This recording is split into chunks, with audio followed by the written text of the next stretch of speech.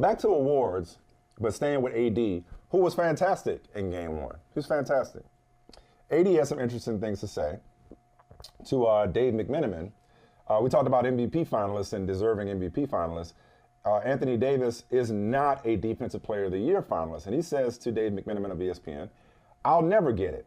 They're not giving it to me. The league doesn't like me.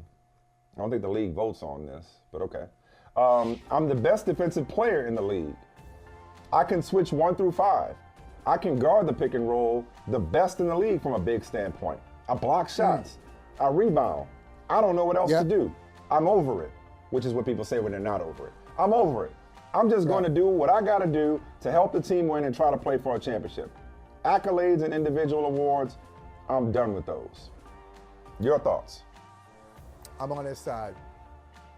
Except for the league doesn't like. And I'm, well, that part. I am Except for the league doesn't like. And I'm shocked because you've been the biggest Anthony Davis hater. Yep. Yes, that's another dude we've been at odds over. But I don't know how you can watch Anthony Davis. I don't know how you can watch him cover as much ground as he does. How he can protect the rim and the perimeter damn near at the same time. And everything in between. He can guard anybody. If you watch Anthony Davis, I don't care about stats. I don't care about who averages more block shots or more rebounds. If you watch Anthony Davis, there is nobody in the league who can do what he does as well as he does. That's right. Defensively. That's right. An extremely versatile defender. Whatever he just said, everything he said about himself, no lies. I like watching. 100%. I like when they're on defense. I just watch Anthony Davis. When they're on defense, I watch him go from the rim to the paint to the perimeter. I watch him drop. I watch him hedge. I watch him do every single.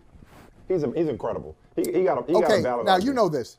You know this, Mike. I love the history of basketball. I love the league. I love its history. I love its players. I love watching the game. Like all this stuff. I eat it up. I love it. You'd have to tell me, I just don't think this has ever happened. Mm-hmm. And I love Wemby too. I don't think in the history of the NBA that a Defensive Player of the Year candidate has come from a 22-win team. Now, I know he's a fantastic talent. And I know he's got a bright future. And in a couple of years, maybe we're having this conversation, Wemby versus Ant-Man. Who's the best player? I don't think you're wrong, but I can't tell you whether you're right or wrong because I can't remember what happened. Obviously, 2-3 years ago. So, you're probably right about that. Because it would stand to reason that your defense wasn't that good if you won 22 games. Right. And look, I'm sure individually, I bet somebody can get the analytics and be like, when he's matched up, primary defender, that guy shoots 38%. I don't know. I can tell you this. This is what I do know. Last year, the San Antonio Spurs won 22 games, 22 years, Red. They won 22 games last year, and they won 22 games this year. I mean, come on. You cannot have him as a Defensive Player of the Year candidate over Anthony Davis. I think that's he's going to be Rookie of the Year. He should be Rookie of the Year. But we talking about defense, and your team lost 60 games? What the hell? That's weird. That's a really, really weird finalist selection. No argument here. No argument here. I mean, it's stats. That might be one of those instances. And even though, at different times I've played a stats guy on television, I'm not, I wouldn't fancy myself as an analytics guy. I respect analytics. I obviously respect statistics. But I'm saying but this is one of those moments where I think. I think it's going a little too far. I think if you're looking at just his stats, he's in the Defensive Player of the Year conversation. But from an impact standpoint, how much impact could he have actually made? Look, the rest of his team might just be that shitty to where there's only so much one man can do. Maybe that's an argument. But I think when you're talking about that's like Defensive Player of the Year, the prestige associated with that honor. It's not quite MVP, but it's also not most improved. It's a meaningful award. Like some of the greatest players in history have that in their trophy case. It matters. It's the award that recognizes that this game is played at both ends. And so for an award like this to go to somebody whose defense, no matter how dynamic, did not translate into team success. I don't know how Bill Russell would feel about that. And I'll even say this. I think Bill Russell will put some in your collection plate right now, Michael. Right. And here's the other thing. Just out of the three guys, with all respect, I think Anthony Davis is the best defender of the three finalists. So he's better than all three finalists defensively. I take Anthony Davis over Bam. I take him over Gobert. And I take him over Wemby defensively. So maybe, and Anthony, it's not that the league doesn't like you, it's the voters don't. Is he the first Laker? Is he the first Laker to play that card?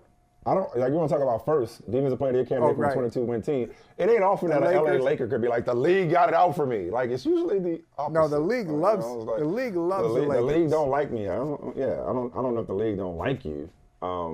But I think if you know, and if you watch, it's clear as day. Like, he is unique. It was obvious in game one. I'm like, how is this dude playing this many minutes, running back on defense, protecting the paint, and then closing out on a three-pointer?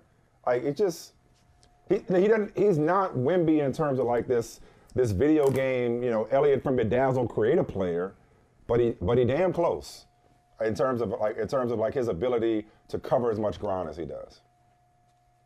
So you got a point. I'm with you, AD. 22 and 60. I know their defensive rating went down though. It did go down. No, okay. Really, I'm not even. This time in a joke. I'm not even setting up a joke. Yeah. Last year was like 120. Last year is 120. This year is 116. Yeah. Both of those numbers are bad, by the way. So it went from a terrible number to a bad number. Right. And I mean, I'm right about, like, the league doesn't pick the finalists. It's based on the voting. Where the finalists come from. Yeah. Okay. Yeah. Okay. Right. So the league doesn't like. Who doesn't like Anthony Davis outside of New Orleans? Who doesn't like Anthony Davis? Everybody likes Anthony Davis. He really screwed New Orleans. He really screwed. You know what did? I'm just glad that you've come around on Anthony Davis. We really spent a lot of time over the years with you shitting on Anthony Davis. I ain't forgot. Don't come catching the vapors right now. Do not come catching the vapors on Anthony Davis. I'm coming around on this particular issue with Anthony Davis. I'm on his side. See, I'm fair. I'll talk about this particular.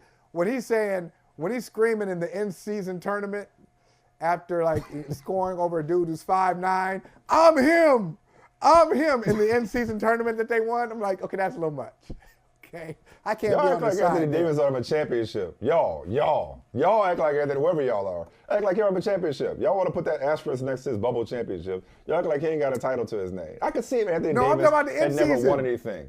No, I know. I'm just talking about in general. Yeah, this is me. I'm caping up for people today. Okay, I'm caping up for James Harden. Caping up for all the people that you guys have scorned. All the people that you guys have looked down upon and not given respect to, whether it's Dame Lillard, whether it's James Harden, whether it's Anthony Davis, all these polarizing figures. Anthony Davis got a championship, and it's just like, really? What are we talking about? It was messed up. He is him. It is. Yeah, it's messed up. Remember that when he left New Orleans, he had that "That's all, folks," and that Porky Pig. I remember. I remember. Yeah, so that was pretty. That was foul.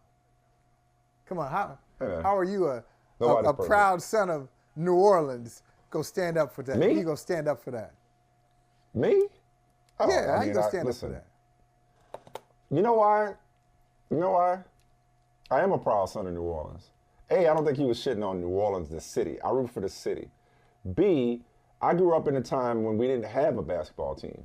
The Jazz had moved to Utah and they kept the name, which will forever be problematic.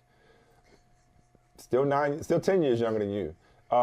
The Jazz were gone, and the Hornets / Pelicans hadn't come yet. So I didn't grow up like riding or dying with the Pelicans.